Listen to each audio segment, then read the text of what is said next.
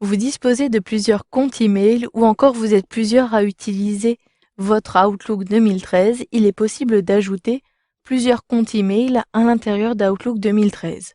Pour cela, sélectionnez le menu Fichier situé en haut à gauche. Puis, vous avez dans la zone de droite tous les comptes qui sont installés.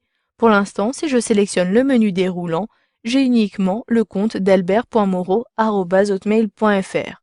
Albert Moreau dispose également d'un autre compte Gmail. Il souhaite l'ajouter. Pour cela, je dois sélectionner Ajouter un compte. Depuis cette nouvelle fenêtre, vous avez deux possibilités, soit d'avoir une configuration plutôt manuelle en sélectionnant l'option qui est plutôt en bas, ou encore rester sur une configuration automatique et je vous le recommande. Cliquez dans la première zone de saisie pour compléter votre nom complet. Je saisis donc Albert Moreau à l'aide de mon clavier. Une fois que vous avez terminé, appuyez sur la touche tabulation.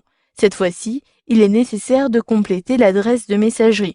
Je saisis donc albert.moreau625@gmail.com. Puis, j'appuie sur la touche tabulation de mon clavier pour saisir 2 fois le mot de passe pour vérifier qu'il n'y a pas d'erreur à l'intérieur. J'appuie une seconde fois sur tabulation et une fois que j'ai terminé, j'appuie sur la touche entrée où je sélectionne suivant en bas à droite.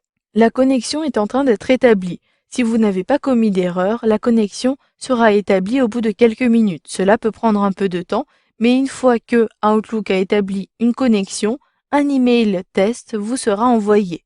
La configuration de votre compte est terminée et vous avez donc cette interface-ci. Si une erreur s'est produite, vous pouvez cliquer sur Précédent pour modifier les paramètres de votre compte. Pour l'instant, vous avez ici une information concernant votre compte. Vous pouvez soit disposer d'un compte qui utilise un protocole IMAP ou un protocole POP. Ces protocoles vous permettent de consulter et de récupérer vos messages sur Outlook 2013. Si vous disposez d'un compte qui utilise un protocole IMAP, vous allez avoir une particularité, c'est que tous vos dossiers, vos messages, etc.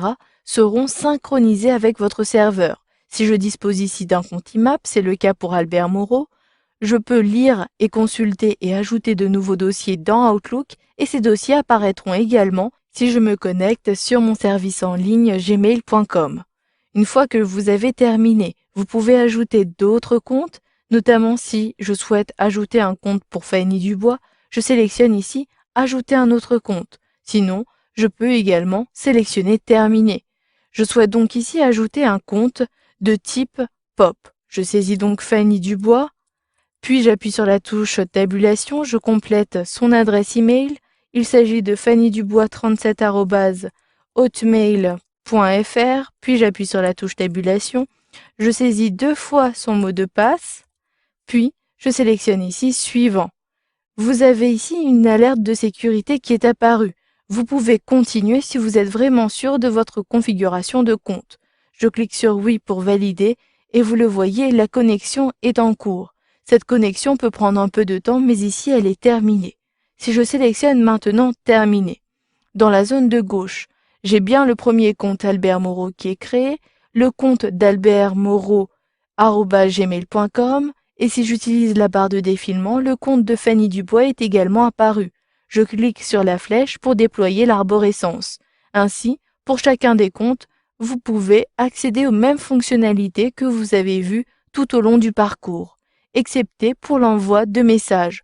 Si vous souhaitez envoyer un message pour Fanny Dubois et que vous êtes connecté sur le compte d'Albert Moreau, je sélectionne ici, vous le voyez, l'expéditeur apparaît au-dessus.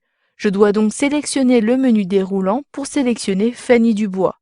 Donc il faudra vraiment faire attention lors de l'envoi de messages, surtout si vous disposez plus de 2 comptes. Maintenant, si je souhaite gérer ces comptes, je peux le faire depuis le menu Fichier, toujours dans la zone de droite. Vous pouvez modifier les paramètres des comptes depuis ce menu déroulant en sélectionnant les paramètres. Ainsi, je peux décider d'avoir un compte par défaut. Il s'agit ici du compte d'Albert Moreau@gmail.com. Sélectionnez-le, puis cliquez ici sur Définir par défaut.